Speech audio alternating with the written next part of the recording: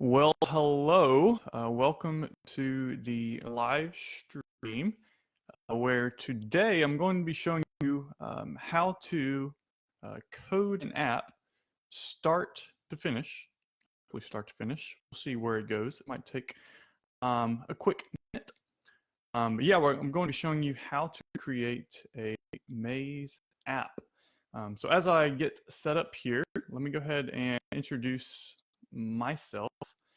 My name is Darren Alderman, and I created a website called amblemind.com. And basically, what I wanted to do with this website is inspire creativity in my life, but also to encourage others to create in their own lives. So that's really, what I'm doing here today. So I started on this project a couple months ago, and I was actually mentoring some students high school students that wanted to create an app, and I didn't really know how to do that. And we were using this website called Thunkable to create the apps using block coding. So I had to teach myself how to do that, and I like teaching myself things. And so on AmbleMind, I offer right now. I have some things about guitar. If you go to my courses page, I teach you how to play guitar in Acoustic Guitar 101. And if you're just interested in guitar, I have this thing called the Guitar Crash Course, and that'll teach you different things like that. And also on AmbleMind, if you're interested in any type of like creative coaching, project management, things like that, I have that there as well. Hit me up there. And then also have a blog. I'm not very regular at posting blogs, but I do have a few on there that I think you might be interested in. So that is amblemind.com. That's a little bit about me. So let's go ahead and get into the actual thing that we're doing today, and that is coding an app. So what? Oh man, that screen there. Cancel. I don't want to leave the live stream. Let's just leave that up, and I'll bring that over to my other screen here, and you should be able to see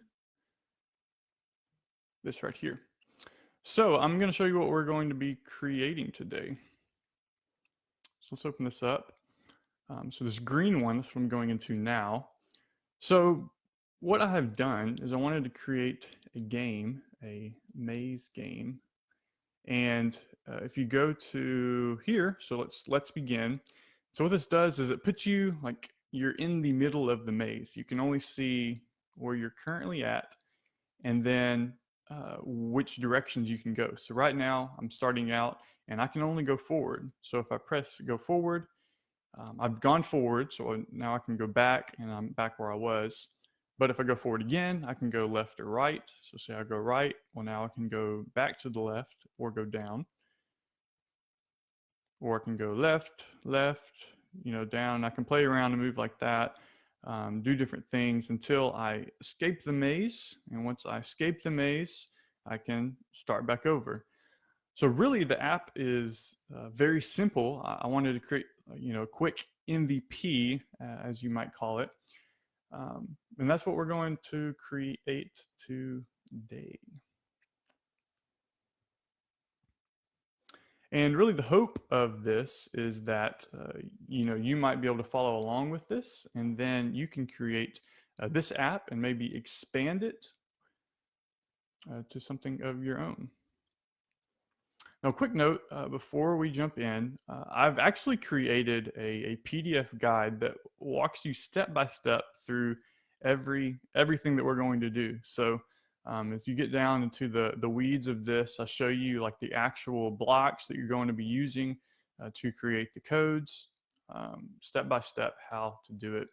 So if you're interested in getting something where you can see and read and kind of go at your own pace rather than watch this video, you can go to amblemind.com/maze app guide, and you can get the PDF there. So I'll go there now to show you what that looks like at the current moment. Maze app guide. Nothing pretty. I'm just using a simple opt-in page provided by MailChimp, and you can grab the guide there. And that will look like, once you get that downloaded, if we go to my desktop, you'll get a folder, and you'll have the PDF in there, a little README file, and then also the images that we're going to use within the app. Those are available to you there as well. So let's get into this thing. Let's actually get started. So the first thing is, if you don't have a Google account, you'll have to go ahead and make a Google account.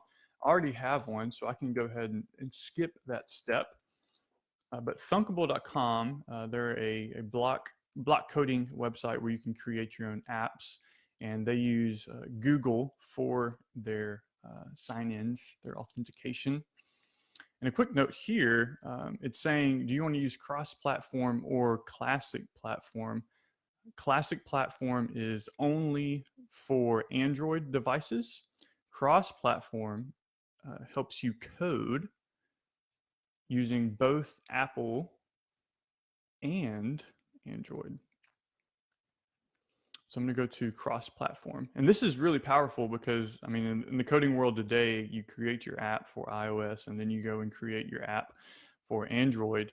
But here, it's using the same code base, and you make one update and it updates both of them.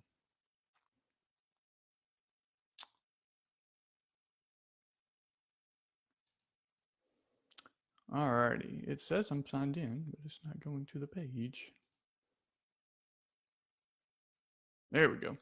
Alrighty, so now that we are logged into Thunkable cross-platform with our Google account, we can go ahead and start an app. So what are we going to name it? We'll just name it, let's see, Maze App Demo. I think that's good enough. And we'll create it. So now we're creating the new project, and that's going to open it up. And let's go ahead and take a little tour of the Thunkable app platform. So over here, they have a few tutorials if you want to go a little bit deeper at your own pace there. I'll go ahead and close that since we won't be using that today. On the left, this is where you have all of your components when you're on the design screen. So here, this is where you can like drag buttons into your project. And then they have lots of different things. We'll use a few of these. The main ones we'll be using are the row and the columns to kind of section out our screens. And then we'll be using buttons and labels. And then once you create screens and all of that fun stuff, everything will show up over here. We'll add in our pictures, and those will show up here. Here's our actual app, what it will look like. And then when we want to edit things, we can do that over here. So if we want to add a different background color, stuff like that. So you have like your base components on the left, what it'll look like in the middle, and then kind of configuring things on the right. Now, if you'll see, we are on the design screen. If you go to the blocks, this is where we're actually adding the code. So they have a menu system over here on the left, so you can come in and drag in like an if statement or what have you. And then this is how you actually make your app do things. So if you click a button, then do this, so on and so forth. So what I might do is go ahead and zoom in just a hair, because I know if you're watching this on a phone, this will be a little hard to see. So let's just go with that for now. So a quick moment, let's just take a look back at the app. And I thought I had this. So let's look at what we're going to do. So we open it up. We have a screen where we have a simple welcome message and a button. Then we press that button, and we go to another screen. So that's two screens. This is like the main screen of the app. It has the maze. So then we can, go through the maze. On here, we have a few different things. We have a button to go back home. We also have down at the bottom, there's a place to track the moves. And then if we escape, we go to a third screen that says we escaped. And that's basically it. So there's 3 different screens that we're going to be creating. So we'll go through those one by one. And just again, an overview of what that will look like here on the PDF. So we have what we're going to call the start screen, the maze screen, and the success screen. So enough talking. Let's get started on the maze screen. So going through my guide here, we've already created the project. So now we just need to get started. So let's go ahead and rename the first screen. We'll call it Start. This is our Start screen. And we're going to set the background image to one of my pictures. So what we'll need to do is set the background picture and upload a file. Just go to my desktop. So this is that package that I'm giving you if you go to amblemind.com, Maze app. What was it? Maze app guide? Yeah. All right, so grass. There we go. So now we have our background all set. And so now we can actually start sectioning out the page.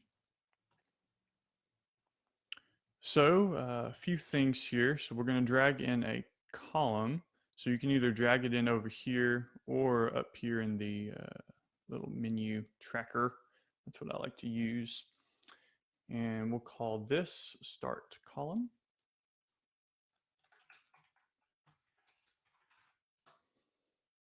And then we're going to put a label and a button.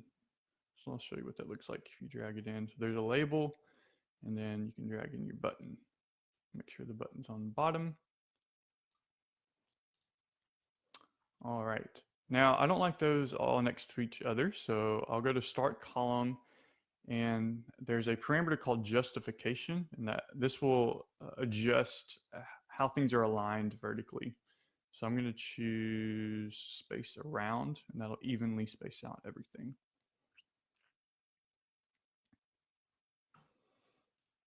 For the label, let's go ahead and give this a name. Every component has to have a unique name, and so I like naming things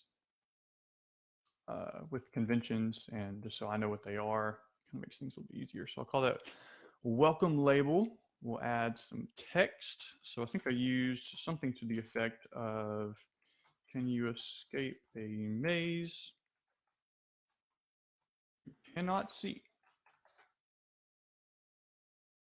Can you? That's the question of the day. Font size, we'll do something big. Let's see, we'll do color. I mean, it's really cool. I mean, you can change all this on the fly. I like to use white here. And then our height, we're going to adjust this to fill contents. So pick one, fill contents, fill container. We'll fill contents. This kind of helps with the alignment. And then we also want to adjust the text so it looks centered. So that's actually an advanced parameter under text, I believe. Text style, text align. Did I miss it? There it is. Text align, center. All right, so now we have our label looking good. So next will be the button. Let me adjust something here on my computer real quick, if you don't mind. All right, so for our button, we need to change the name like we did before. So I think I called it, let's begin, let's start, whatever you want to do. So let's begin button. And this will help us out once we get on the actual coding side of things. So text, we'll say, let's begin. I'm going to give it a color of orange. Oh, that's text color. We'll leave text color as white. And then Yeah, text color is white. Background color, we will do orange. And then font size, make it a little bit bigger. Go to 30. And we'll do, I think another thing I changed, so corner radius. This will adjust, it'll make the corners of the button more round. So you can do like super round, but I think I just did like 20, so it's kind of soft rounded. That's how you make circles and whatnot. And then there's a few more things down here. I think all I did was raised. And so this kind of just gives the button a shadow effect, which makes it kind of pop out on the screen a little bit more. And that is about all we're going to do for designing this first screen. So now that we have it designed, we need to make it do something. So we do things on the Blocks tab. So we want to say when the Let's Begin button is pressed, then go to the other screen.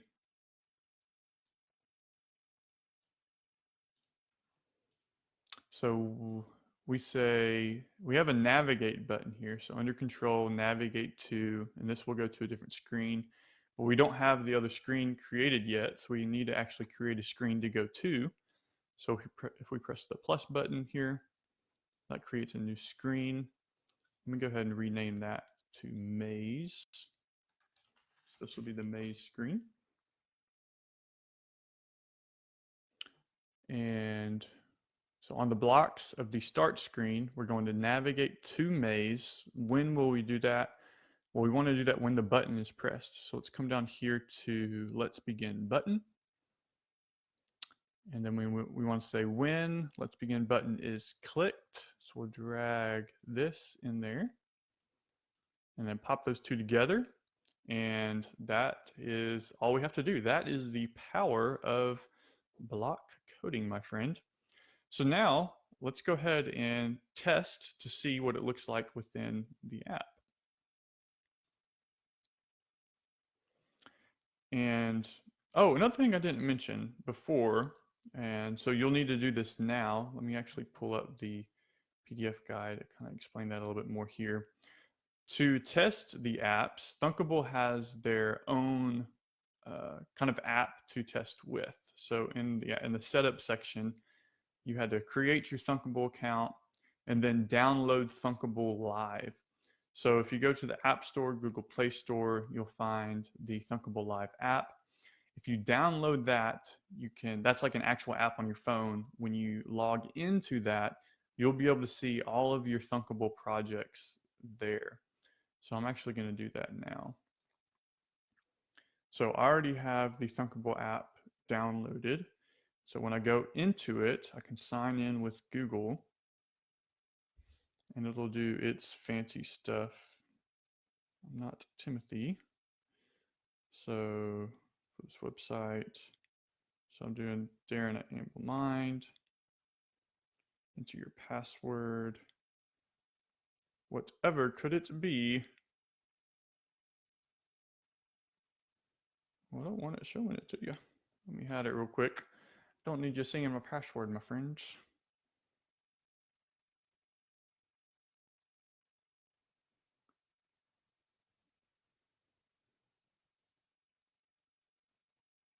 All right, there we go. I'll pull it back up. All right, so now that I'm logged in, I see the one app that I have started working on. So Maze app demo. And so now that'll kind of kick off the app. So one thing they're telling me now is when you're inside of an app, if you ever want to go back to the menu to choose another app, you got to shake your phone. So it's kind of like shake to skip song or something like that. So here, this is what we just created. So can you escape a maze you cannot see? I don't know. Let's begin. When I press let's begin, it brings me to a blank screen. Noise. Noise, I tell you.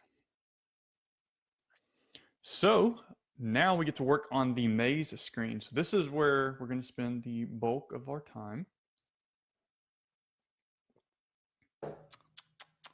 Let's do it. So maze screen right now, let's go to the design tab. And so now we're back with another blank screen. And let's just kind of think about how we're going to do this. Let me go back to my guide here. Let's see. App demo. Okay, here. So the maze screen. So let's kind of think about, so this is what in the coding world we would call wireframing, is kind of planning out beforehand how we're going to actually do the maze. So what my approach was to divide the screen into 3 sections. So one section for this top, a middle section for the actual like maze gameplay, and then a bottom row or section for this moves counter. So we have 3 rows, and then inside the middle row, I do 3 columns for each of the columns of the maze. You can kind of see the lines here in this picture. And then within each of those 3 columns, I add 3 buttons. So each of these are buttons. And when you are allowed to go a direction, the button is enabled and the path picture is shown. When you are not allowed to go a direction, the path picture is put back to this grass.png, and the button is disabled, so you can't move that way. So that's how we're doing the maze. And those are the different sections. So let's start at the top here, and we'll add, we'll do the 3 rows, and then let's go through and do the button to go back home. And then this little guy in the top corner, this is strictly for testing. This kind of makes the maze easier if you know where you are, but if it's hidden, it makes the maze a lot harder. But it's good to know kind of what position you're in so that you know what should be displayed. And we'll get into that a little bit more once we get into actually coding the maze.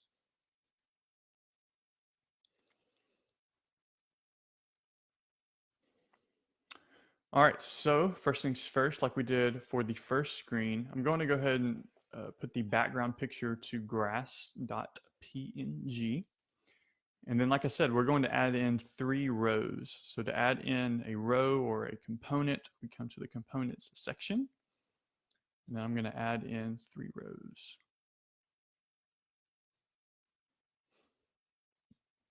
If it'll let me do it. The zooming's messing me up. There we go. All right, or I can just do it this way. Right? Oh, nope. Make sure it's at the correct level. All right, so now we have 3 rows. And again, we're going to use some nice naming conventions. So the top one, we'll call this section dash header.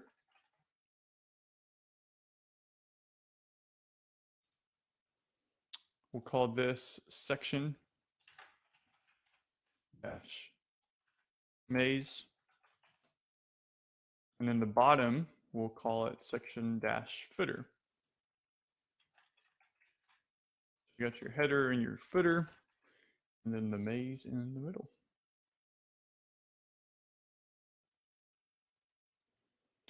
All right, so for the top section, we're going to add in a button and a label similar to what we did on the start screen. So let's see how we're going to do this. Let's go ahead and do the home button first, and then we can come through and do the label second. So section header, let's add button. And so we want to add a button that says when I press this, I'm going to go home. So I'm going to go ahead and call this home button. And then, so this top section is just for me to know in the coding realm, and then the text is actually what you see inside of the app.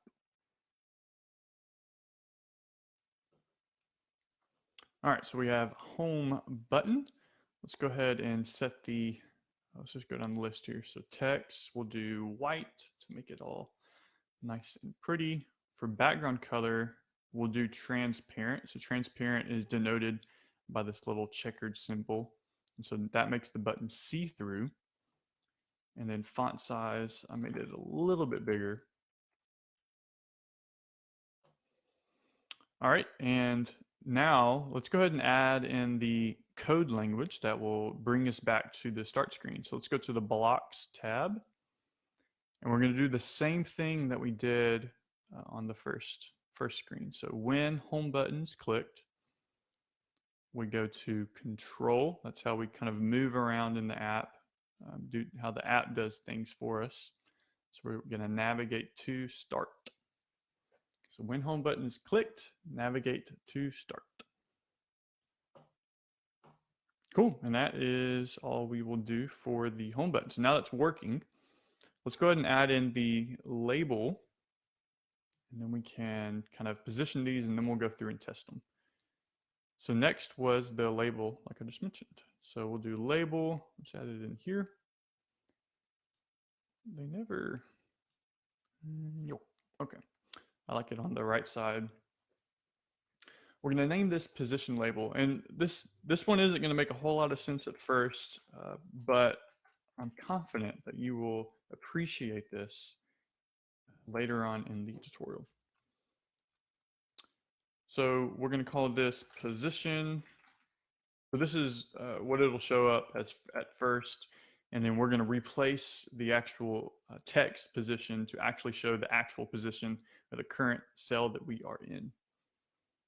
Font size, I'll set to 20. Text color, I'll set to white, similar to the home button. And then height, see how it's kind of like a little compressed here? I'm going to set that to fit contents. Fit contents.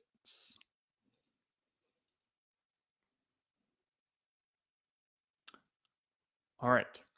So I think right now is a good time to go and take a break from here, and let's look at the actual maze that we're going to be doing. And we'll come back to this a few times. Let's see. Yeah. Okay.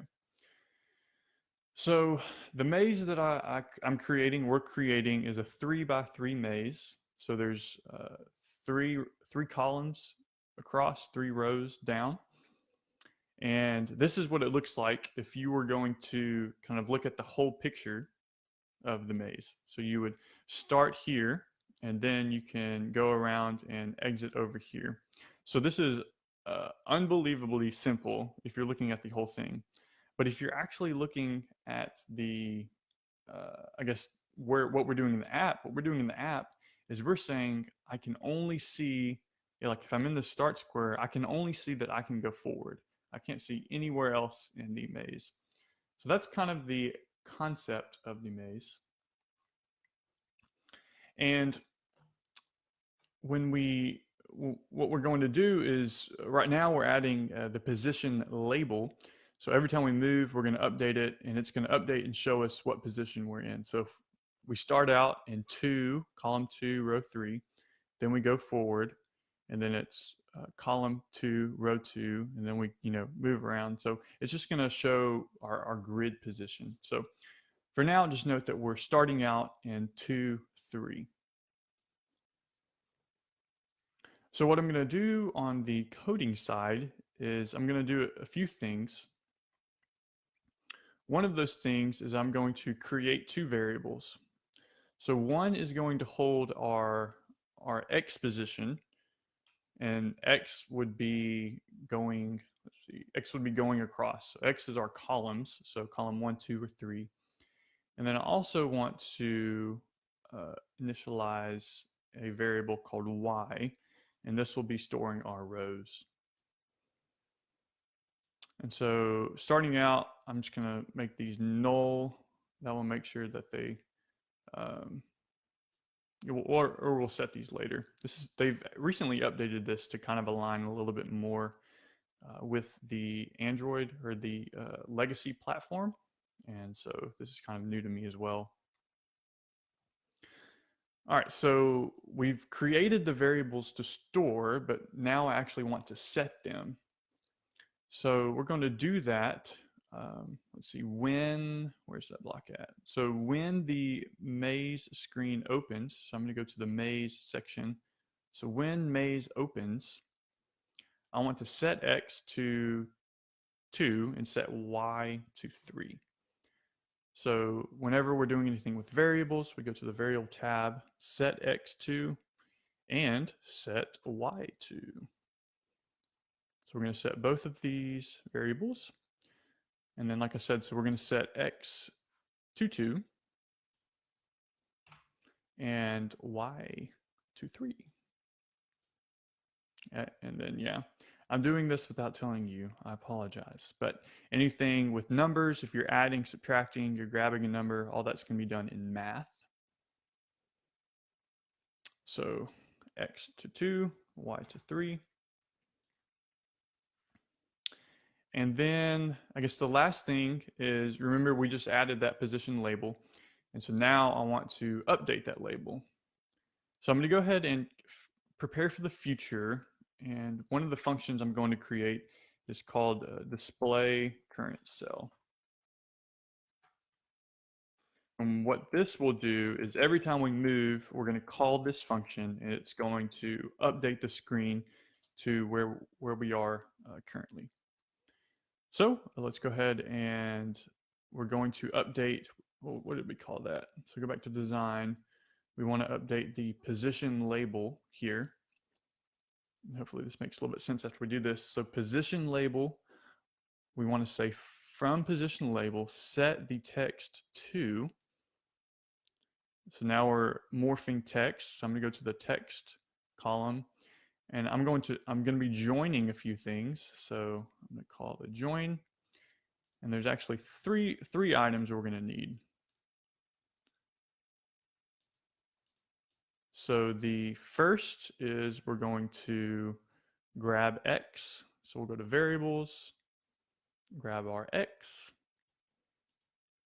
and then we also want to grab Y. Now, if I did that too quick for you, if you right click, you can duplicate something, add a comment, collapse, delete it, all the good stuff. So that's a little bit quicker way to do things sometimes than to come back over here and grab them. And then in the middle, this text here, we're going to say comma, space. Have that just one space. So if you are a math-minded person, you always do, when you're doing coordinates, you do X comma Y. So that's basically what we're displaying here. And that should be everything that we need. This function, so functions don't do anything unless you call them. So when maze opens, I want to call display current cell so that it will update that position label with where I'm currently at, which is 2, 3. So functions, so since I've created this function, it now shows here. I can drag and drop it there.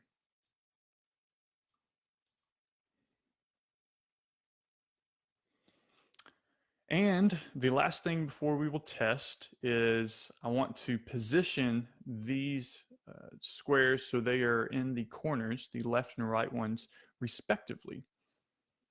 So to do this, I'm going to come to my row. So the row is called section-header. And I want to adjust how it interprets where the contents in the middle of it should be.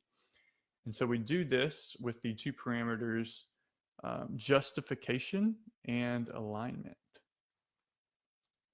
So our justification is going to be space between. So this is going to spread them out. It's going to try and create as much space between the items or the components as it can. And then alignment is flex start. So start, so you can kind of think of it as the top being the start, the bottom being the end. So if we were to do end, it would go to the bottom. I am learning more about these things. It took me a while to figure that one out. All right, so in coding, whenever we develop things, we want to constantly be testing so that we can make sure that if we do make a mistake, we can find it quickly. So let's go ahead and test what we have done. All right, so here is our app. So from the start screen, we'll select Let's Begin.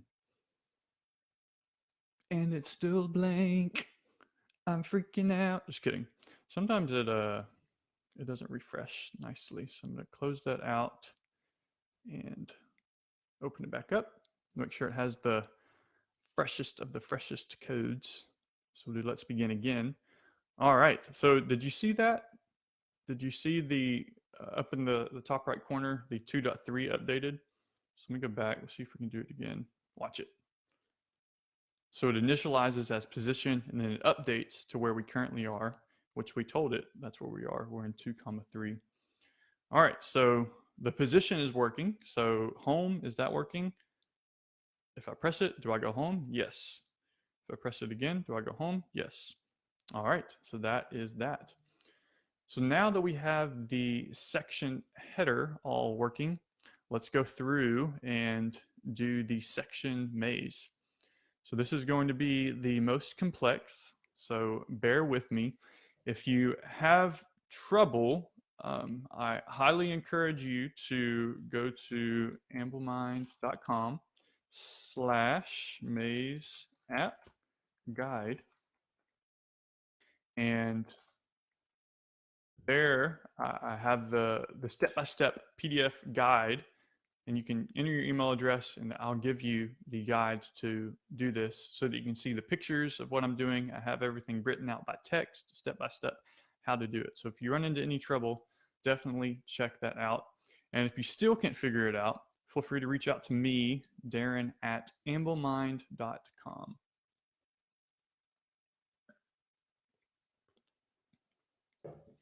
Alrighty.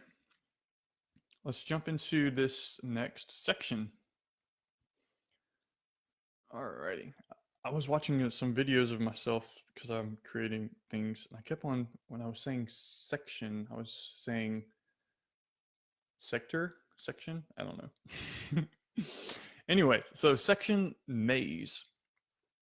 So if you remember, what we said we were going to do is we're going to create another grid. So we're going to do 3 columns, and then in each of those columns, we're going to add buttons, and then we're going to manipulate those buttons as we go through.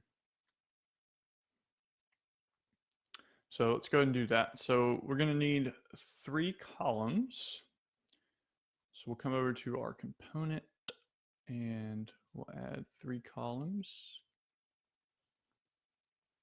1, a 2, 3. How many licks, people? How many licks does it take to get through the center of a Tootsie Roll Tootsie Pop? All right, let me go ahead and rename these. We'll do column left. Oh, let's grab it here. Column center. Oh my, that's going to paranoid. Column center. Column left. I'm OCD, just kidding. And column right.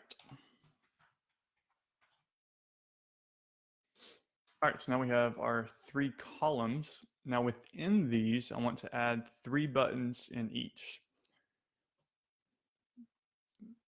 All right, so, and there's really no shortcut for this one. I apologize. You're gonna have to sit here and watch me do it.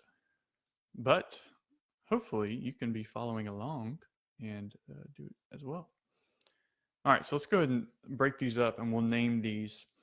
So the names of these really won't be used except for the ones in the north, the east, the south, and the west position. Those are ones that we'll be editing quite a bit. So I'm just going to name these. We'll do the top one. And this one is just going to basically be a picture. We'll do grass. We'll say grass left top. And then similarly for this bottom one, we'll call it grass left bottom. And then in the middle, we'll do button.w. So this is our west button. I'll be using coordinates quite a bit once we get into the coding. So, you know, north, east, south, west. So it's a good time to learn your coordinates, my friends. All right, 3 more buttons in the center. 1, 2, 3. I thought I had it. I was getting so excited. All right, this top one, we're going to use button.in. Alrighty, and maybe I should do this so you can kind of see how I'm naming all of these. So button.in for north. For the bottom one, we'll do button.south. And for the middle one, we'll just say grass center, because it's just going to be displaying. It's actually never going to be turned on for the player to use it. Alrighty, button in, button center, button south, column right. We need to add 3 more buttons.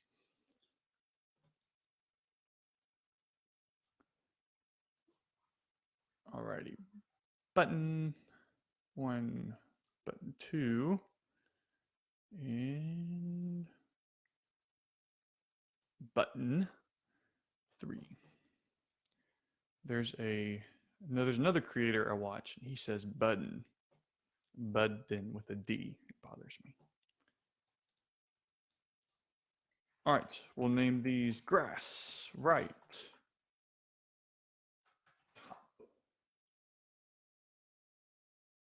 grass right bottom,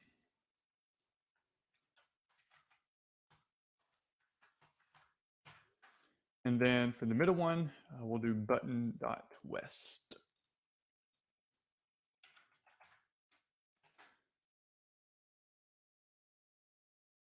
Oh, but didn't save. Oh, button.east. Yep, remember how I told you you can't have the same name for things? So that's good. It lets me know that I made a mistake. That's cool.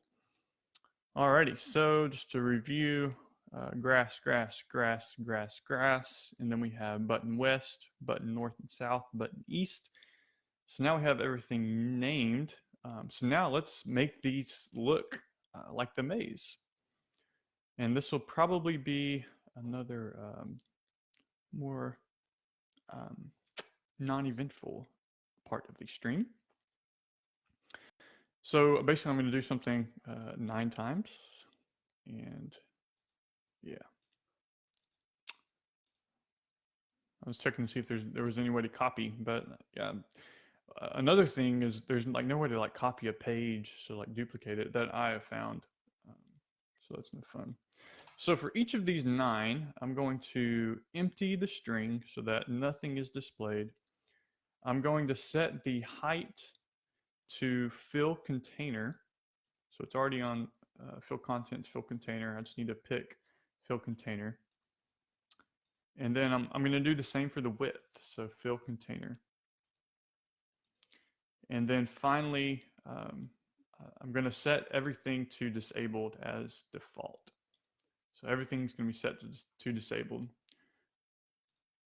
So 3 things for all of these. We're going to clear out the text, and then we're going to adjust the height and the width to fill container and disabled. All right, text, fill container, disabled,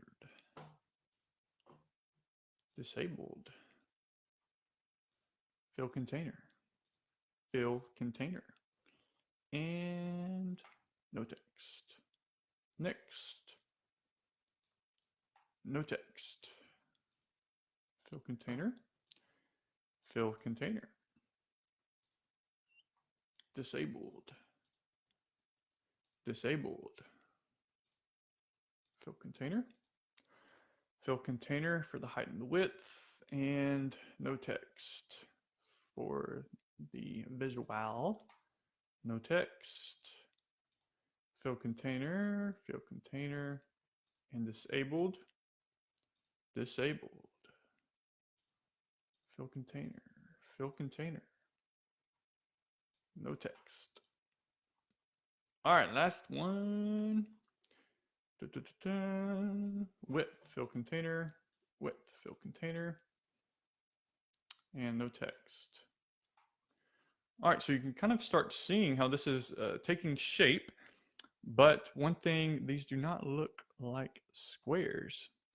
So whenever we want to adjust how things appear, one of the first things you should check is if you adjust the spacing of the parent object. So section.maze, let's adjust the height.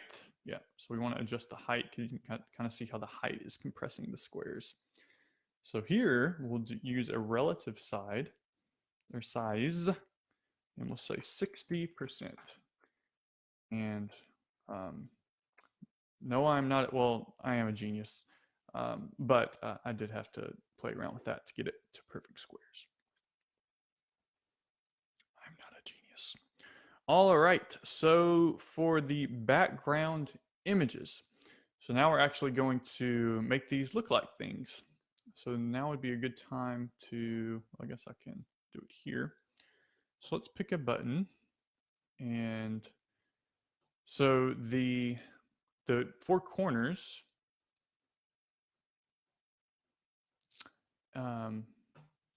actually, so the center one, let me go ahead, I should have adjusted this later. We're just going to call this one dirt because it's not actually grass. It's for my sanity. All right, so the four corners, remember those look like grass. So all the ones labeled with grass, we're going to set the background picture to grass.png.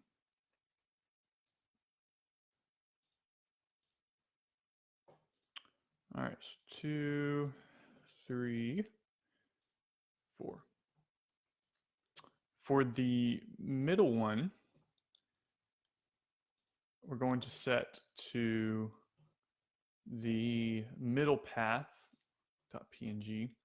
So I stripped all of these. Basically, if you can see, these kind of look like Minecraft blocks. And so, I mean, that's what I did. I went online and grabbed a bunch of things that were Minecraft, or what are they called? Textures, Minecraft textures, and made all of these. So yeah, I have these available whenever you download the guide with that package, if you remember. But feel free to use your own as well. So for the north and the south positions, I have things called vertical path. And so these just have a little stone. You can kind of see the gray there. These have the little stones on the side so that you don't step on the grass.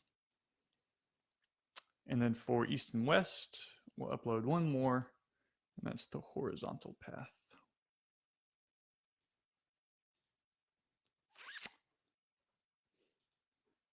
Alrighty, so now we have, you can kind of see how it's looking pretty good.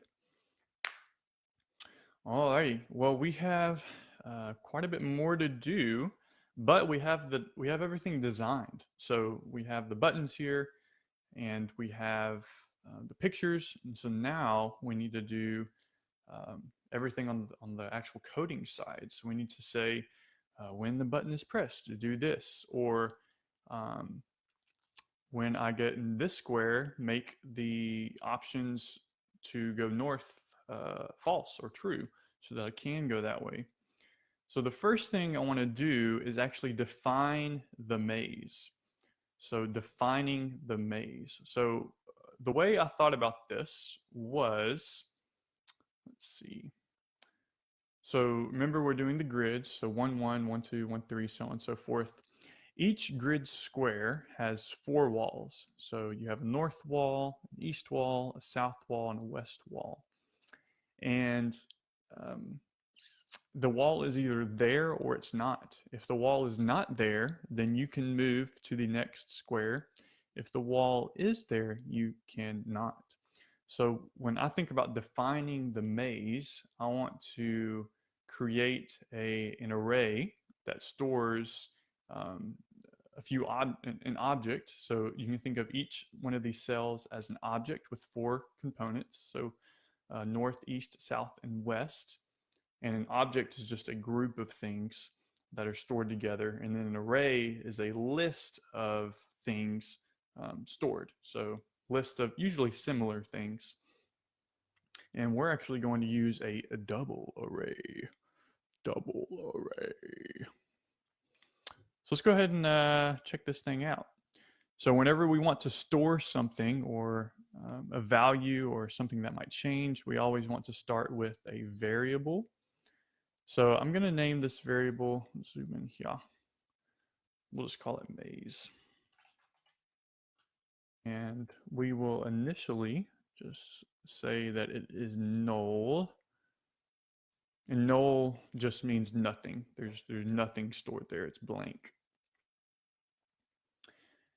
All right, and then I'm going to create a function that's going to populate the maze. And so we'll call this define maze. And there's multiple ways to do this. This is just the way I chose to do it. So we want to set maze, set at maze to. And so this is where we actually get into the list or the arrays. So in coding, we call them arrays. In Thunkable, they call them lists. So here's a list. So I'm going to grab this. So the first level of the list is going to tell me which row I'm in. So am I in row 1, 2, or 3? And then within that row, I'm going to have another list that tells me which column I'm in, 1, 2, or 3. So that's how we're going to create the double array. So it's going to be a list within a list. All right, so bear with me here. It's going to be fun. All right, so let's do this, trash that, trash that. So now we're putting a list within a list. So another way to do this would be just to number your squares, 1, 2, 3, 4, 5, 6, 7, 8, 9, and have like one big list. But I chose to complex things. All right, so now that we have the row, and then now we have each of the cells in that row, we're going to create an object. So in the first position, I want to do the property, let's see, property name. So we're going to do north. So this will be our north wall. East for our east wall. South for the south wall. And west. So 4 things that we're going to store for each object. And remember, I said the wall is either there or it's not. So it can have 2 values. And in coding, whenever something is either on or off, true or false, yes or no, we use a type of variable called a Boolean. And that's just what it's called. But basically, it just means true or false. So it has 2 values. So I'm going to go ahead and we'll duplicate this. Duplicate. Duplicate. And what we're going to do is when the wall exists, we're going to set it to true. So the wall is there, it's true. And then if the wall is not there, we're going to set it to false. All right, so for the first square, let's go back to the picture here. So first square, in the north position, the wall is there. In the east position, it's not. South position, it's not. West position, it is there. So we're going to store the values true, false, false, true. So true, false, false, true.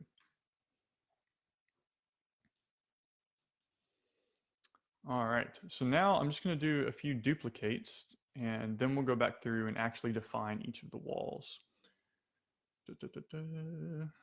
And then we'll actually duplicate this whole list. So this is another row. This would be the second row, and then the third row.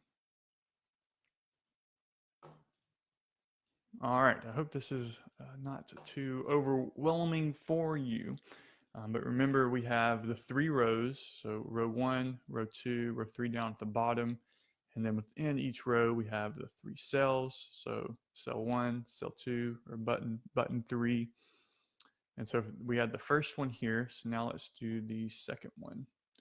And maybe it'll be easier if I just kind of shrink it here so we can see the whole thing. Move it around just a little bit. All right, so we're in row 1, column 2. So north wall is there, that's here. South wall is there, that's here. And then east and west are both false. All right, what about number 3? Again, same thing. So true for north, false for east. So this is actually going to allow us to escape the maze. We're going to go to column 4. So true, false, south is true, west is false.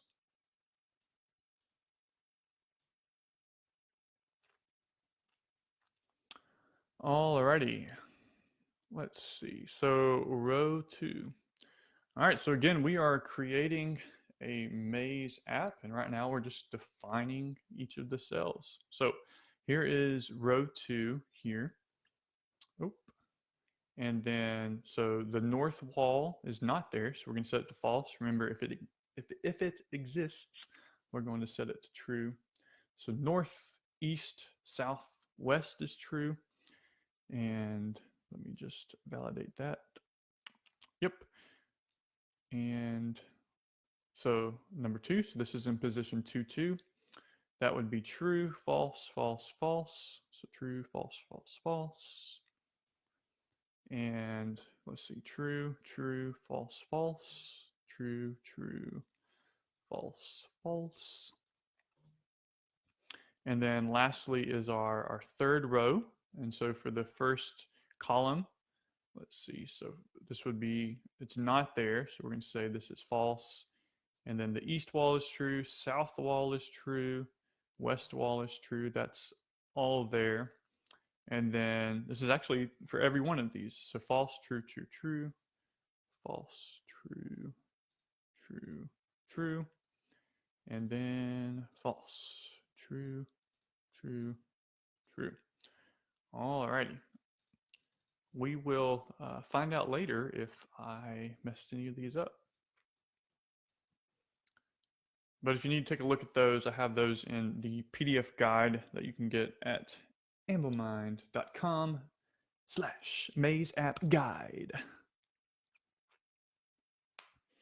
All right, so now that we have we have a function that defines the maze, we want to actually call that function whenever we get to this screen. So we want to say when maze opens, we'll call the function define maze.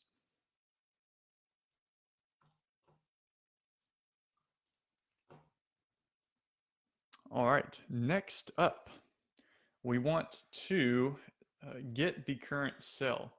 So here we have the maze defined. We have each of the walls. So now we want to say, so like when I'm in here, I start out in position 2. I want to say when I'm in position 2, 3, get the cells 4, 2, 3. So come to the defined maze and get the object that tells me what walls are there. So which directions I can go, which directions I cannot go. So I'm going to I'm taking something out of defined maze and I'm going to store it in another variable. So I'm basically just getting a little chunk of defined maze. And I'm actually going to do this in 2 steps. I'm going to create 2 variables. So to create a variable, I come to variables and I grab the initialize. Let's duplicate that. So the first one, in the first variable, I'm going to grab the current cell rows. Current cell row. then once we have the row, then I'm going to get something out of that row. So current cell wall. Walls, we'll say walls. Walls. And then we'll just set that null to start out. All right, so now I want to actually populate these. So what I'm going to do is I'm going to say from my current position, get the row. So let's do that. So let's see, in display current cell, we're going to say set current cell row. So variables set. This just means update or store in current cell row. Store in current cell row something from define maze. So since I'm getting something out of this list here, remember because things are stored in the list, I need to get it out of the list. I'm going to use a method within the lists categories. And so what I'm going to use is this one. So it says in list, whatever list you're using, get whatever is in the position or the ID, this number. So let me go ahead and move this over just a hair. Move this down here. All right, so in list maze, we'll delete this. So in list maze, this is what we just defined over here. So in that list, get ID, and what do we want to get? Well, we want to get whatever row we're in. And remember, row is stored in our Y. So we're going to get Y. And so what this will do is it will say, for current cell row, go to our maze, which is over here, and then get whatever is in Y. So in Y is 3. So it's going to come to maze, it's going to go to this list, and it's going to find whatever's in number 3. So here's number 1, here's number 2. And so it's going to store what is in number 3. So it's storing this object right here, or this list right here. So now we want to do the same thing, but we want to get the actual, this pink thing, this cell, this object that's storing the rows. And we want to store that in the variable current cell walls. So we'll do current cell walls. So we have the row, and now we want to get the actual current cell. So let's go ahead and duplicate this. And so instead of actually grabbing the whole maze now, I want to get just what I grabbed from current cell row. So we'll do current cell row. And then I'm no longer getting the Y position, I'm now getting the X. So you can think about it, first I got the row, so I'm grabbing this or this or this, and then I have that stored, so now I'm grabbing the column. So 1, 2, or 3. And so now in current cell walls, I have stored position 2, 3, because that's where I'm starting out. And I have the values of each of the walls. So I basically have, let's scroll down. I have this right here. So I have an object with north, east, south, and west. And I have the walls false, true, true, true. And so now I know whether I need to display the walls or not. All right, three more things we need to do before we can get in there and actually test to see if it's working.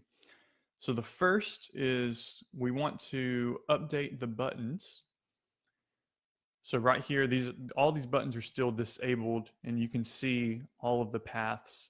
So we want to say when a wall is there, we want to not show, or we want to disable the button and hide the path picture and just show grass. So we'll do that. And then next, we want to say when I actually click a button that is available to me, we'll then change my position and update everything. And that one will be pretty simple now that we've done all this legwork so far. And then the last thing we want to do is we want to say, if I've escaped the maze, then I want to go to the winning screen. So now that the screen where I've won. So 3 more things to do. Bear with me here. I'm going to grab a swig of water and we'll jump into this.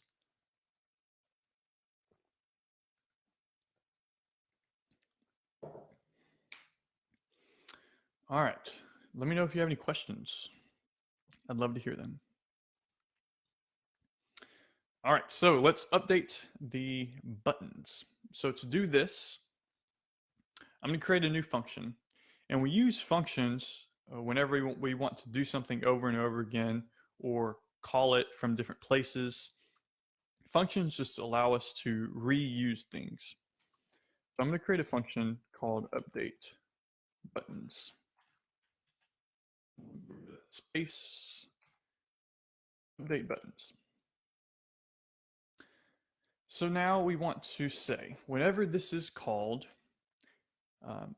remember I just got the current cell, so I have the values of each of the walls. And I want to say for each of those walls that I just got, get the value that tells me if the wall is there or not. And then if the wall is there, do something. If not, don't do that thing, or do something else rather. So I want to say from, oh yeah, okay, so from first, let's, where's it at? So from button in, so we'll go through each of the buttons, north, east, south, and west. So from button in, the first thing I want to do is set the disabled parameter down here, all the way down here at the bottom. They're making you work for it.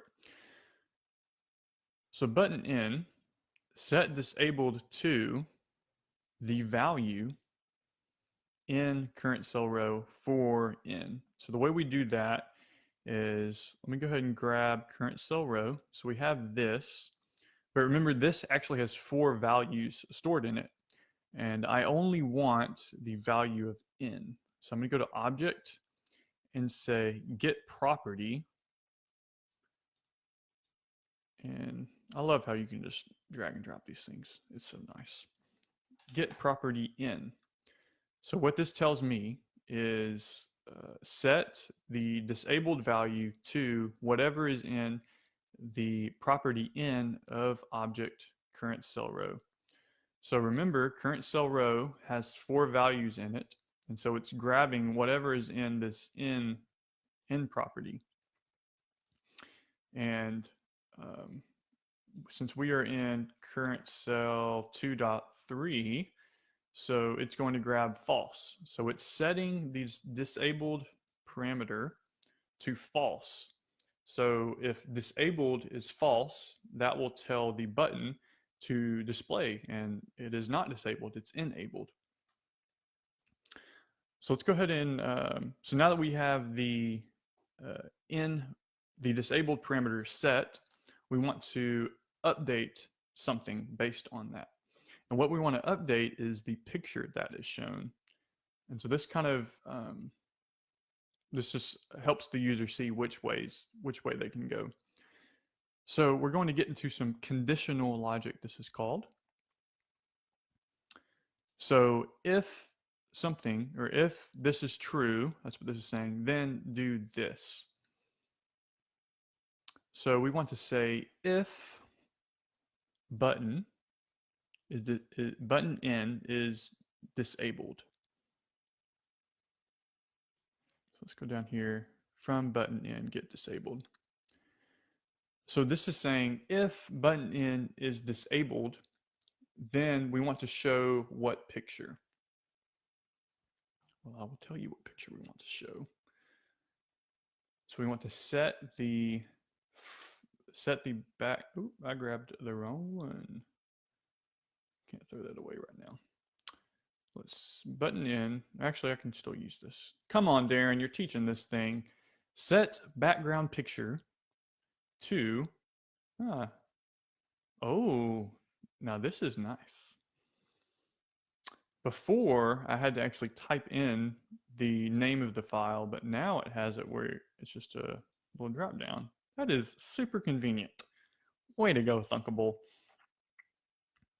So remember, if the button is disabled, then we want to show grass, meaning that you can't go that way. If the button is enabled, we want to show the actual path. So since there's two outcomes here, I'm going to add an else statement. So if this is true, do this. If not true, then do this. So let's duplicate this from button in, set background picture to, since this is north, we're going to set vertical path.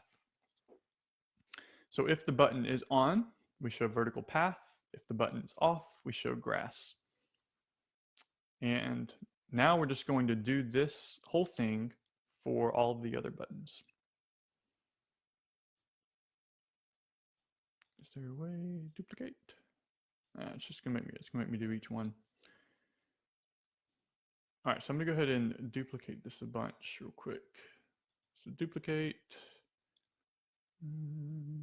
duplicate, duplicate.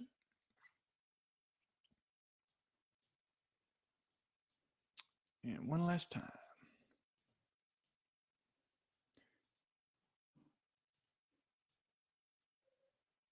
All righty. Man, I am over an hour into this thing. I thought I'd be done in an hour. It's good though. We're having a good time, right? All right, so we have 4 buttons. So I want to do the same thing for each button. So north next is east. So button east, set disabled to property E of current cell.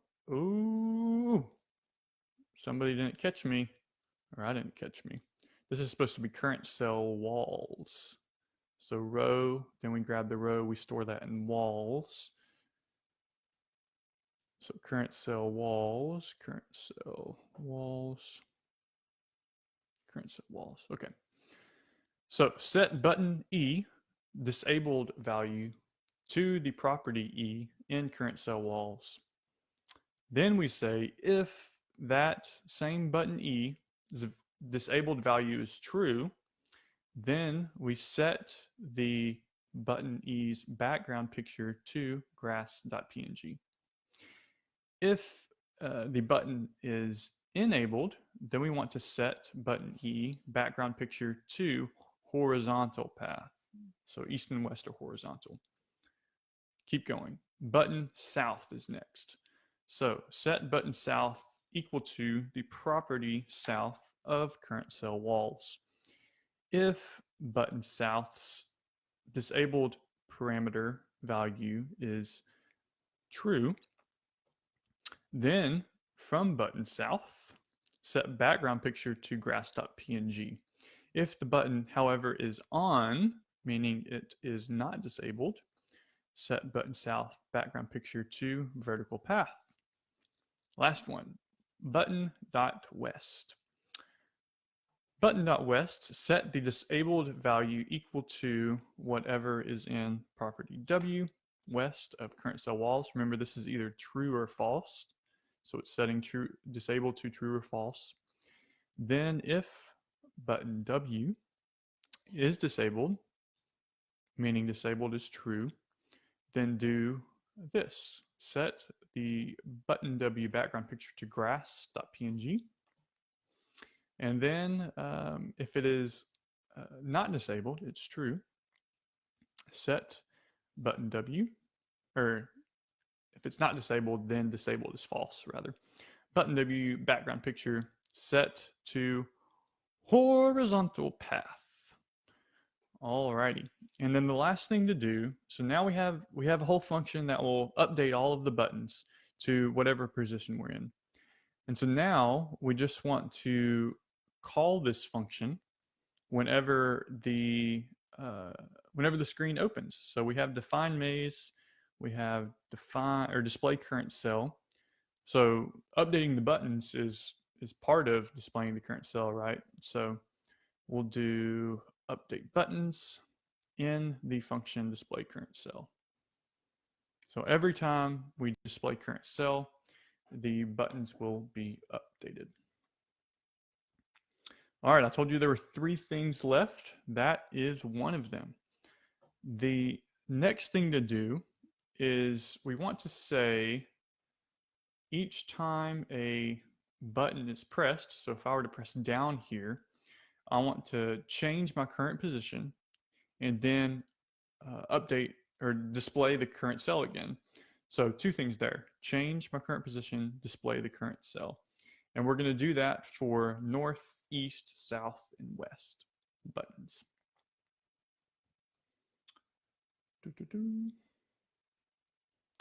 All right, let's come over here. And we want to grab some code from each of these. So let's see, button.north, whenever that is clicked. And then button.east, whenever that is clicked.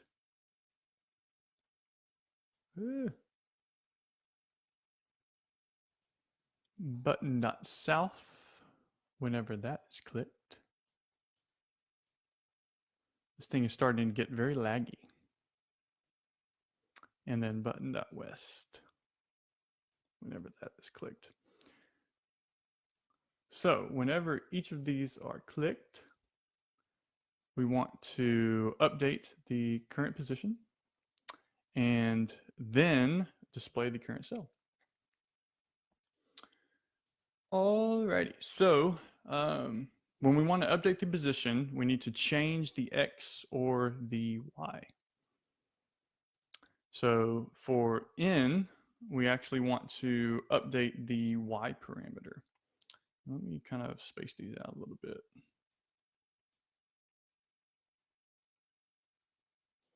So if we're moving up or down, we're changing the Y. So we want to set Y equal to math. And we're going to, what are we going to do for Y? Let's see. It might actually help to have some visuals here. So let's go back to the maze. So if I'm here and I go north, then I'm changing the Y parameter, and it is going from 3 to 2, which would be 3 minus, or it'd be, my current position minus 1. So my current Y minus 1. Let's take another example. If I'm in, let's see, 2, 1, x2, y1, and I go to x3, y1, well, there, the y is staying the same, but the x is changing. I'm going x is equal to x plus 1. So we're going to do that for each of the buttons. So it's either going to be x plus 1, x minus 1, y plus 1, y minus 1. So if I'm going north, then I'm decreasing the whatever is in current y minus 1. So we'll do math.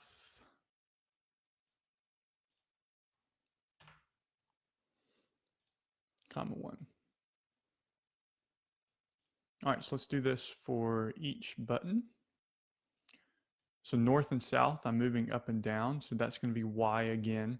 But if I'm going south, I'm moving down, then I'm actually, in our maze, I'm actually increasing by 1. So instead of minus, I'm going to do plus. All right, and then for button E and button W, east and west, I'm changing the X. So if I am going east, then I'm increasing X by 1. So X plus 1.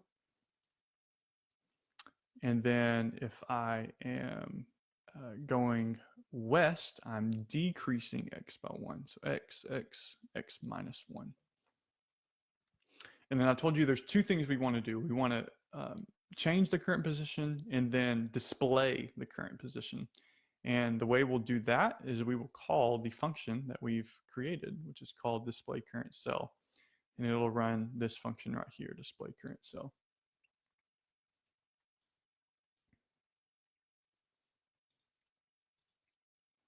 Boom diggity. Oh.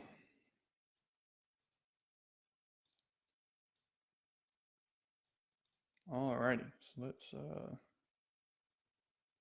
clean up the code just a hair.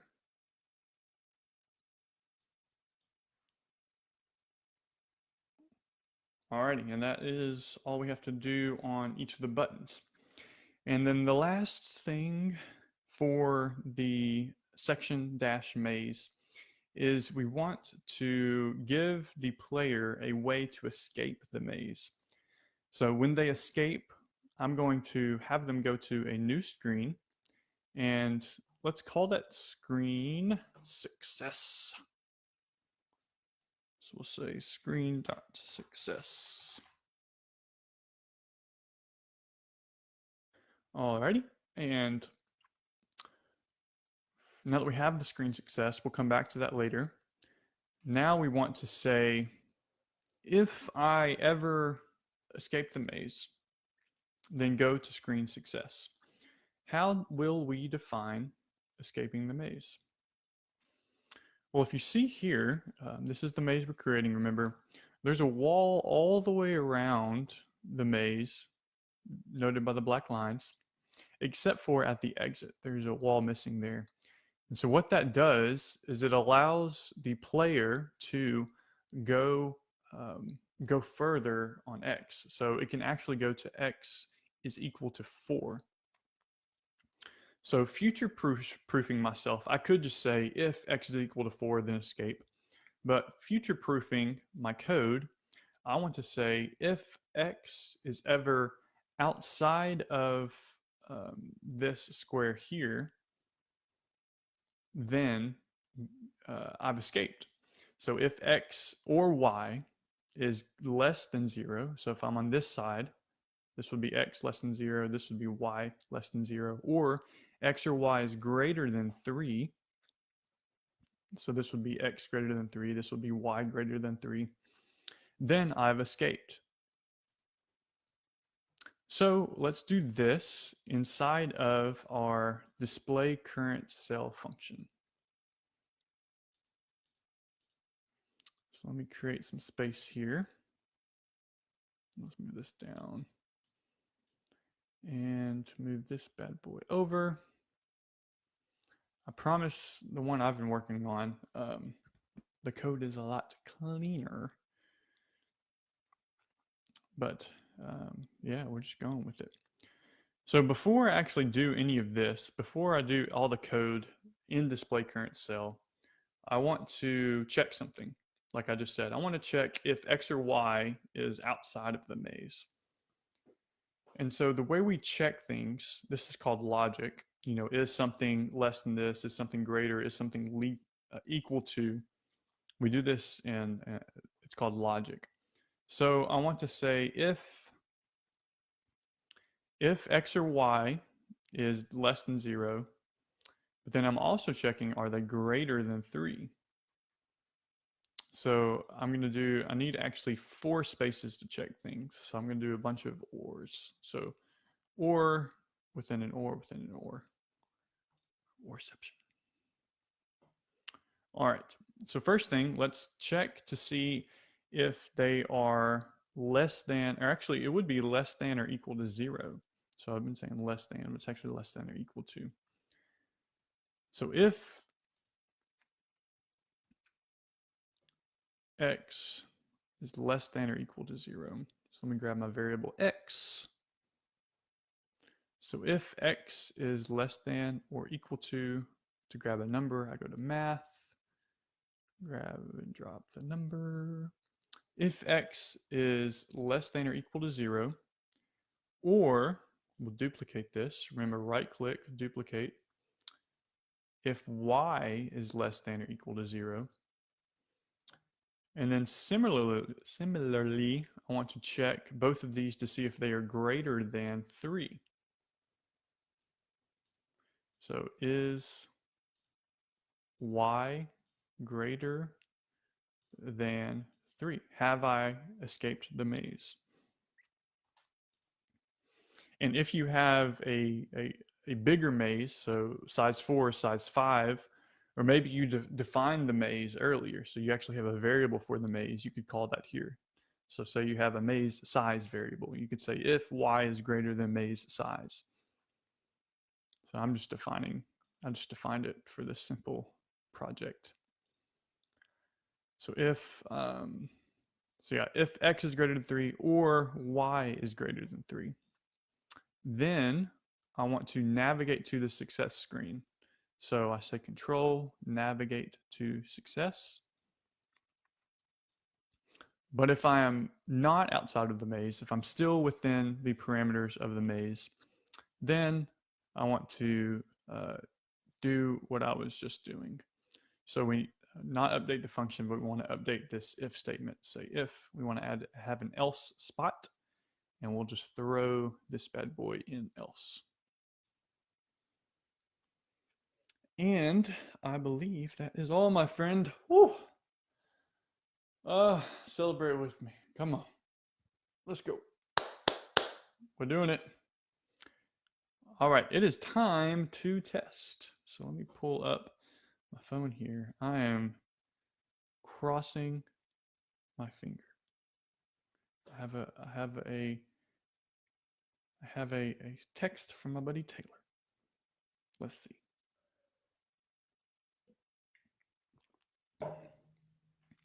All right, so let's close this out, and we'll open up it again just to get that fresh code. So here, let's go through. Ooh, all right. So I see one thing I'm going to change, but let's do that first. So this right here, this center spot is disabled. I want to enable that just so that it displays normally. So let's go to design, and we'll go to the center button here, and let's set this to disabled or enable. So disabled is false, making it true so that it will look all nice and pretty for me and you. That's a rhyme, my friends. That was a rhyme. You're welcome. All right, so let's see if it's changed. And it has. Cool. So now I can go forward. I can click forward. All right, that looks good. So two things. Number one, our position changed. It was 2-3, now it's 2-2. And our options changed. So now I can go back. I can go forward. I'll go right. All right. Oh, I'm feeling so good right now. Yes. Let's go. And to escape the maze, I go to 3,1, and then I go to 4, all right. We did it, my friends. Let's go. I'm so excited. I'm pumped. So everything within the maze is working. We had one small tweak to make. I am rather excited about that one. Cool deal. So we are in the home stretch. Let's finish this thing. So remember at the bottom, I had in the section footer, I had a thing to count the number of moves that we made. So I think the highest I've seen on my maze is like 40, 43 maybe. The simplest path is to do it in 6. So if you know what you're doing, like me, because I created it, you can do it in 6. So super cool. Alrighty, so let's update section dash footer. Section dash footer. We are going to add a label. Drag and drop there. Let's update the label to, we'll call it moves label. All right, we're going to set the text to moves 0. And this is going to get updated like as soon as we run the maze. But just for a placeholder for now, we'll say moves, 0. And then we're going to make this look a lot like the other things in the app. So I'm going to update the font. I'm going to make it white. And for spacing purposes, I'm going to adjust the height to fit contents.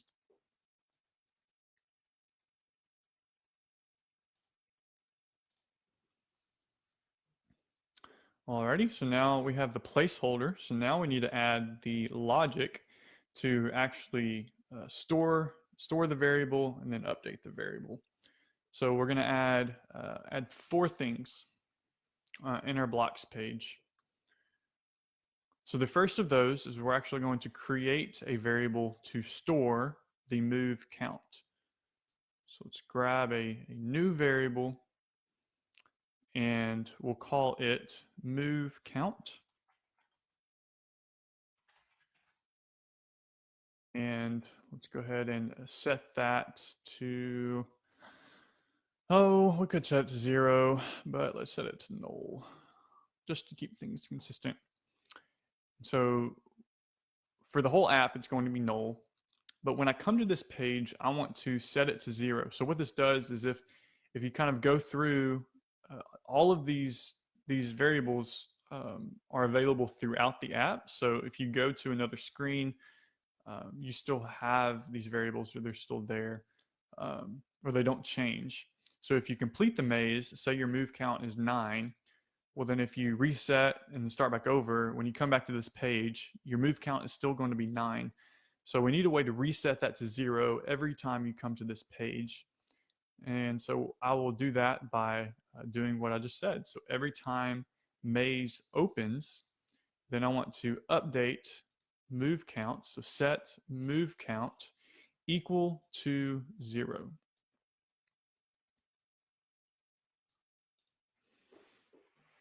All right, so those were 2 things. So the third thing we need to do is we want to create a function to update the move count and update how it's displayed on the app. So let me scoot this over just a hair. Let me scoot this in. And so a function, and we're going to call this increment the move count. Increment incredible. The reals though, The Incredibles is my favorite Pixar movie. Love it or hate it, it's mine. Increment move count. 2 things here. We want to update what is being displayed on the screen. So we do that by finding the label. So moves label, that's what we called it. And we're going to update the text. So select it. We're going to update moves label text to. We're going to join 2 things. We'll do 1 piece of standard text.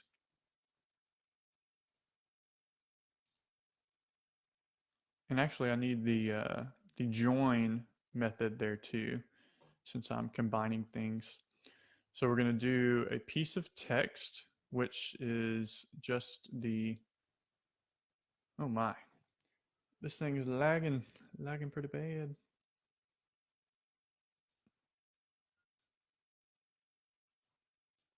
All right, put join in there. Come on, you can do it. We're an hour and a half into this thing. Come on, don't bug out on me here. So we're going to name this moves colon. And then we want to set this equal to the move count.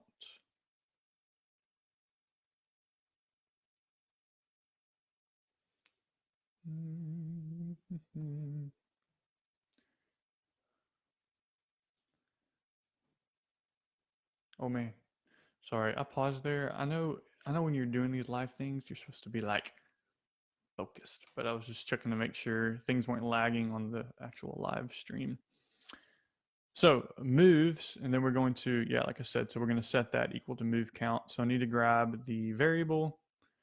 And so what this is going to do is it's going to update the text of moves label to moves colon space, and then whatever value is in move count. And then the second thing we need to do in increment moves is actually do the incrementing. So we need to change move count by 1.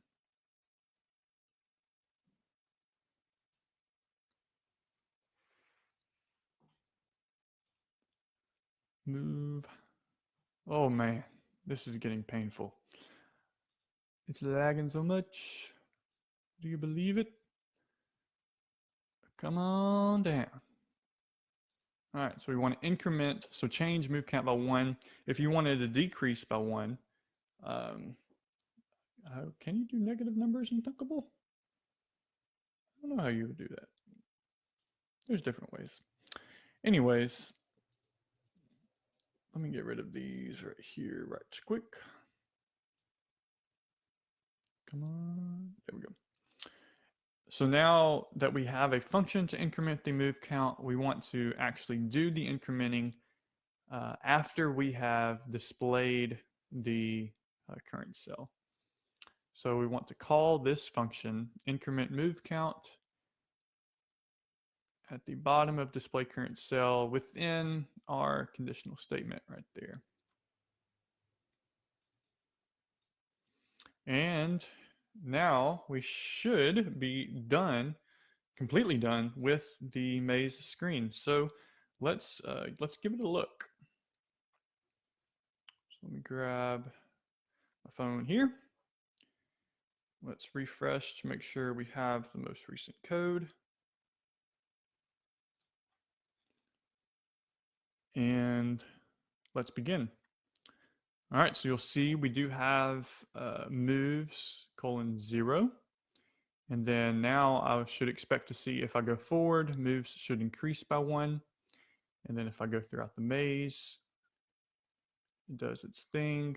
If I complete the maze, oh, I can't complete it, can I? Let's start back over. Well, I can complete it. I just can't go back home. I was trying to do an example. So if I go forward 1, go left, and then go home, if I come back, it should set back to 0, and it does. Awesome. All right, we have pretty much the whole maze going here. So the last thing to do is to build out this success screen. And it is very, very similar to what we did on the start screen. We'll start out by setting the background picture equal to grass.png. We will add a column. We'll just call it success column.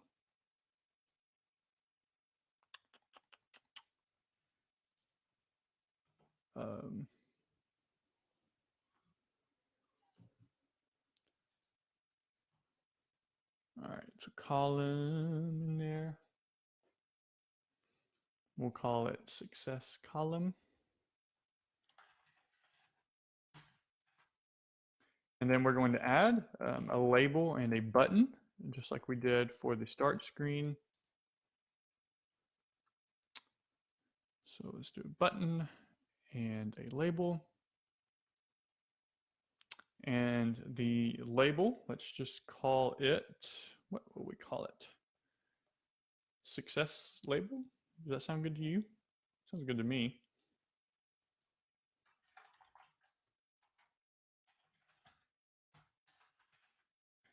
Success label. And for the button,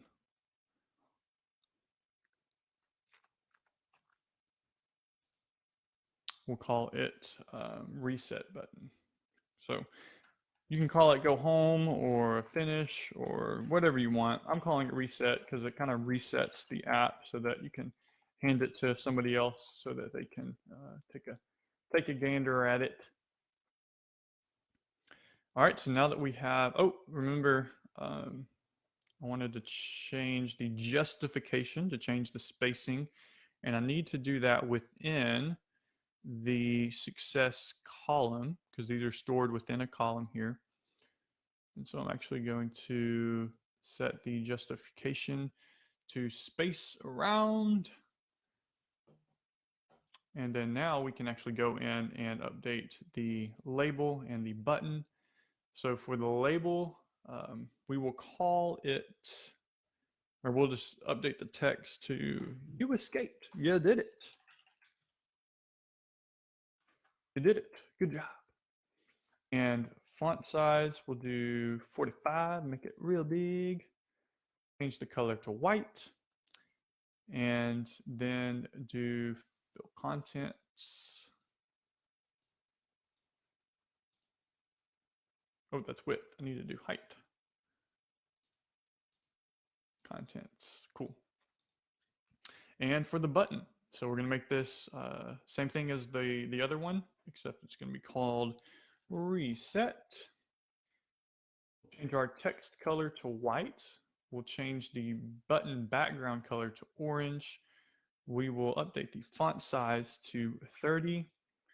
And then we'll give it some nice rounded corners by adjusting the corner radius. And then we're going to set raised equal to true. This kind of gives it that pop effect. And then here is the, you'll appreciate the simplicity of this after what we just went through. Reset button. When reset button is clicked, then we want to navigate to the start screen. Boom. Coding done. App done. Let's check it out. Get the viewer over here. I'm excited. Let's see. Can you escape a maze you cannot see? Let's begin. Oh, bad example. It's not loading. Let's try again. Maze app demo. You can do it. Come on. We're at the end of this thing. Okay, shake to quit. Let's begin. Cross my fingers. Oh, I promise it works, people. I promise you. Why is it not loading? I'm off out of Wi-Fi. Well, actually, it wouldn't be over Wi-Fi, would it? Well, I guess that's if it's updating the code.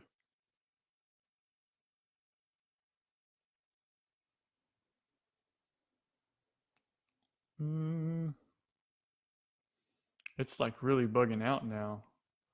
That's so odd. Let's go back to our design. I don't know why it would be doing this. I know it's bugging out just because the position is not updating.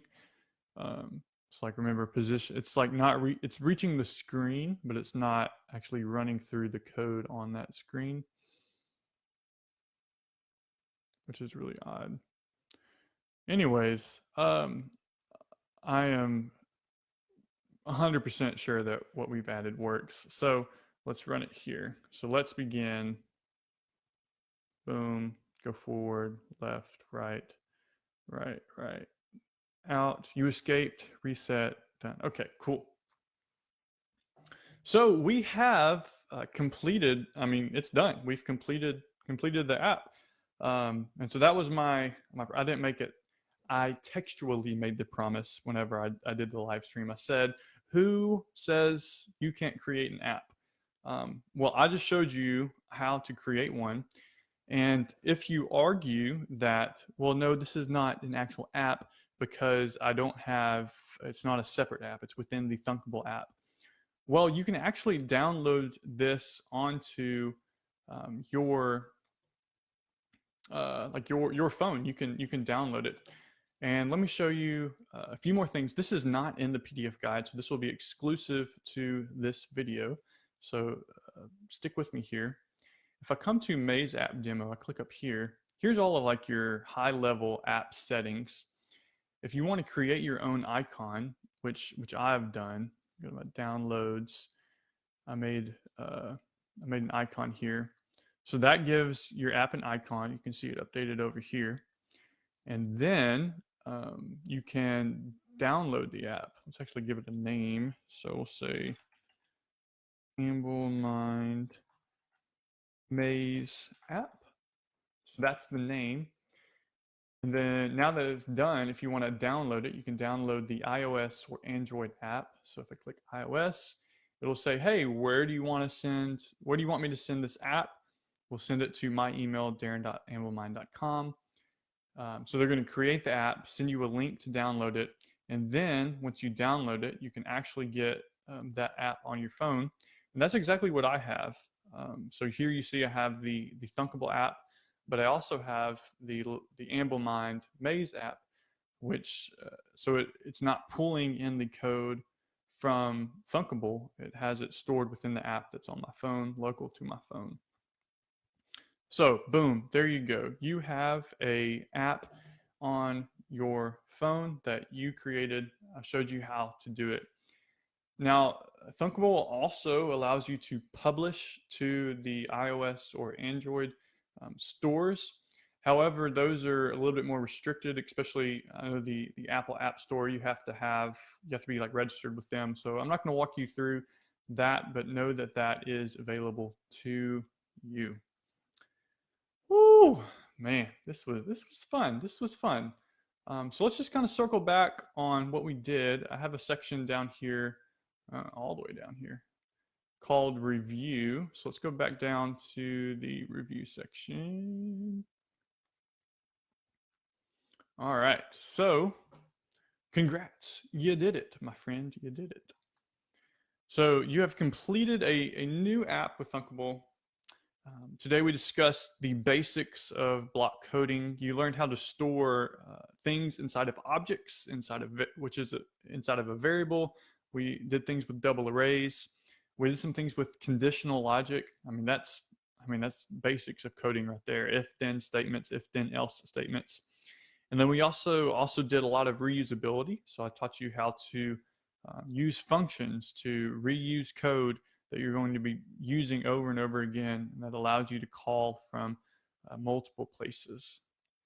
So a lot of good things you learned here. But you might be saying like, Darren, you created an app. There's like one maze. Once you know how to do it, it's super simple. Well, yes, all great things start small. But you can improve. So you have an app now that you can improve upon.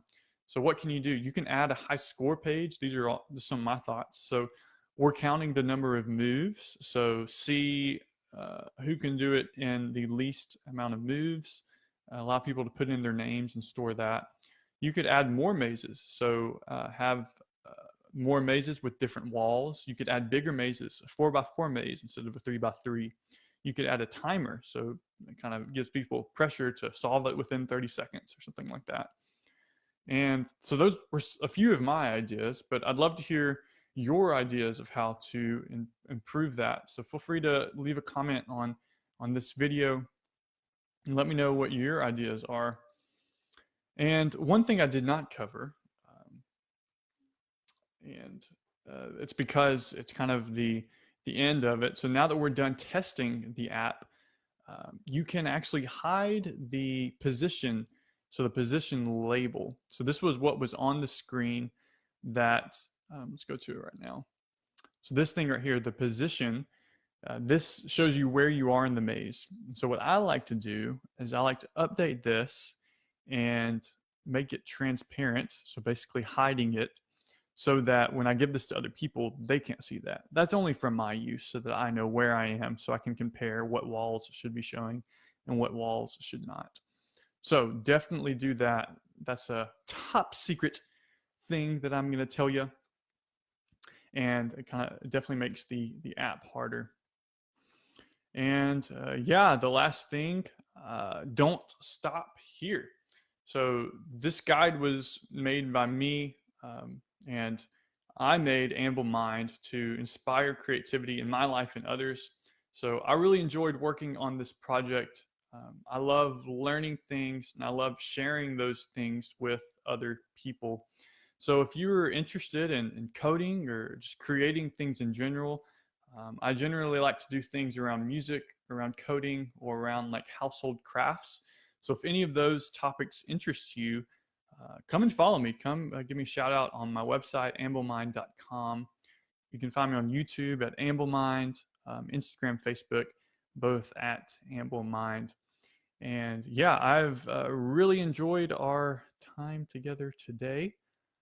I hope that you have as well. Remember, if you want to get the guide for everything that we've discussed today, as well as the images that you need to download, you can find that at amblemind.com/maze app guide.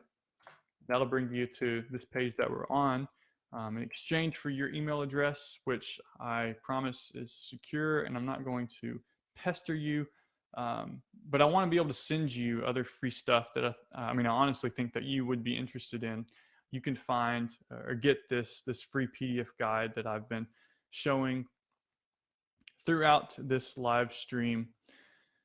So yeah, Amblemind Maze app in the books. I hope you have enjoyed it. I've enjoyed it, and I can't wait to hear from you. Again, let me know if you increase the app, do more things to it. Let me know if you have any questions. Feel free to leave those in the comments attached to this video. And that is all for now. So again, thank you, and I hope you have a blessed day.